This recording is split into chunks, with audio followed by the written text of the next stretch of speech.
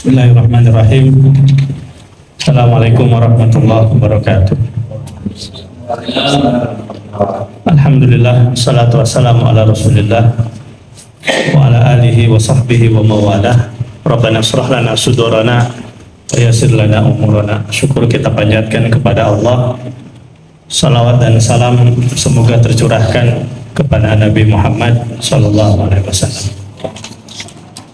Syukur alhamdulillah sudah 25 hari kita saum. Semoga Allah terima amal ibadah kita, Allah ampuni segala dosa-dosa kita. Bapak Ibu yang Allah muliakan, malam hari ini malam ke-26 dan insya Allah bentar lagi kita akan qiyam. Juga berharap kepada Allah semoga Allah terima amal ibadah kita. Ada sisa waktu yang Allah sediakan di akhir bulan Ramadan ini. Ibaratnya kita itu kalau kata para ulama sekarang seperti orang sedang lomba balap lari atau balap kuda. Orang kalau sudah semakin mendekat kepada finish ketika balap lari atau balap kuda pasti akan memaksimalkan lari sekencang mungkin, sprint supaya bisa mendapatkan juara satu.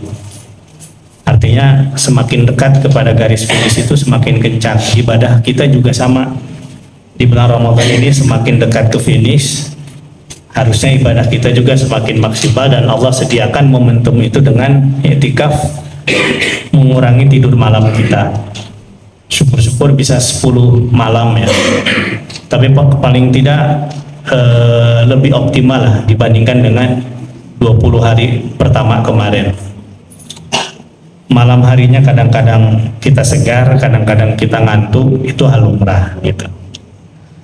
Seperti tadi malam itu saya cukup repot menahan mata supaya tetap bunta itu. Mulai jam 2 agak berat mata. Tapi saya ingat hadis Nabi SAW, orang kalau baca Quran tapi tidak lancar, pahalanya lebih besar daripada yang lancar.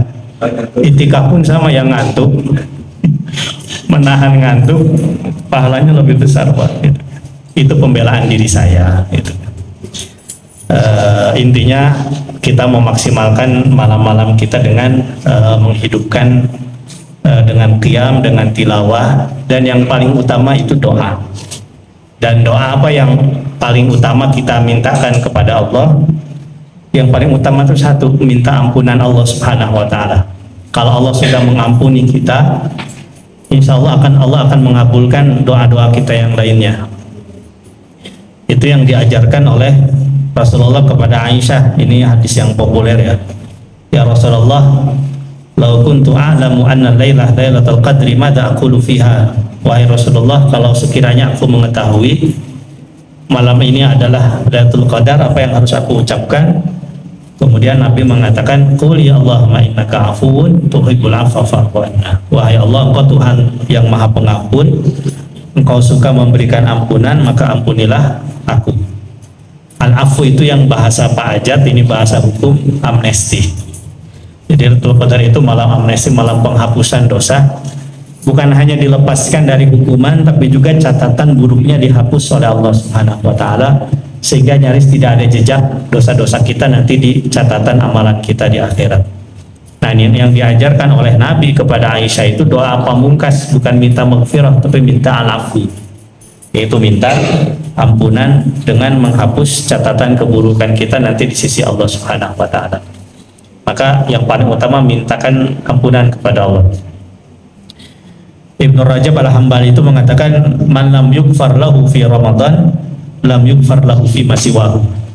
Beliau mengatakan, sesiapa yang dosanya tidak diampuni di luar Ramadan, di dalam bulan Ramadan, maka besar kemungkinan dosanya tidak akan diampuni di luar bulan Ramadan. Maksud beliau begini, Ramadan ini Allah curahkan rahmat maghfirah, sehingga manusia harusnya berantusias menggapai maghfirah tersebut. Tapi ketika Allah curahkan rahmat maghfirah, masih ada hamba Allah yang malah rajin maksiat di bulan Ramadan, sehingga dia tidak mendapatkan maghfirah, sementara maghfirah sudah Allah tabur di dunia ini. Kalau di Ramadan saja yang maghfirah sudah Allah tabur, tapi manusia sebagian masih lalai, apalagi di luar bulan Ramadan. maka otomatis dia akan lebih jauh lagi dari maghfirah Allah Subhanahu wa taala. Maka yang paling utama itu adalah minta dulu ampunan dari Allah Subhanahu wa taala. Yang selanjutnya baru amal ibadah yang lainnya. Perkataan yang sering kita bahas ini tentang perkataan gurunya Imam Baihaqi. Ada seorang ahli hadis namanya Imam Baihaqi, beliau punya guru. Gurunya itu mengatakan, Innallaha akhfa salasa fi salasah. Allah tuh menyembunyikan 3 perkara dalam 3 perkara. Akhfa ridahu fi ta'atihi fala tahtaqiranna ta'atan ma. Allah tuh sembunyikan ridhonya di antara ketaatan kepadanya, maka jangan remehkan amal soleh yang merupakan ketaatan kepada Allah sekecil apapun. Boleh jadi di situ ada ridha Allah Subhanahu wa taala. Nah, Ramadan kita pun di akhir penghujung itu begitu. Amalan sekecil apapun jangan kita remehkan, boleh jadi di situ ada ridha Allah Subhanahu wa taala. Wa akhfa ghadabahu fi ma'siyatihi fala tahtaqiranna ma'siyatan ma. Allah sembunyikan murkanya di antara maksiat-maksiat yang dilakukan oleh hambanya, maka jangan remehkan maksiat sekecil apapun, boleh jadi di situ ada murka Allah.